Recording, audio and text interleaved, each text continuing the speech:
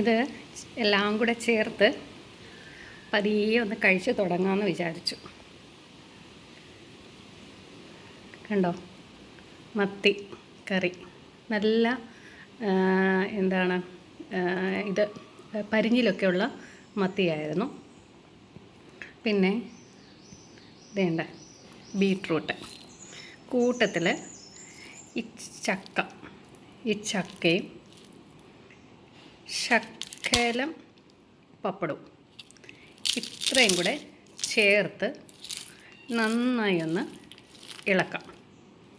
ഇളക്കിയിട്ട് നോക്കിക്കേ, കണ്ടോ എന്തൊക്കെ കളറാണ്. ചുമപ്പ്, മഞ്ഞ, വെള്ള ഒക്കെയായി വളരെ ഭംഗിയുള്ള ചോറ്. എന്ത് രസമല്ലേ, ഇങ്ങനെ ഒന്ന് കഴിക്കുമ്പോൾ തന്നെ മനസ്സ് നിറയും.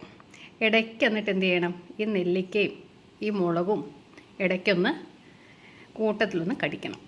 അപ്പോൾ നല്ല ടേസ്റ്റാണ് ആ ചോറിന്. അപ്പോൾ എങ്ങനെയുണ്ട്, ഇഷ്ടമായോ? Thank you so much.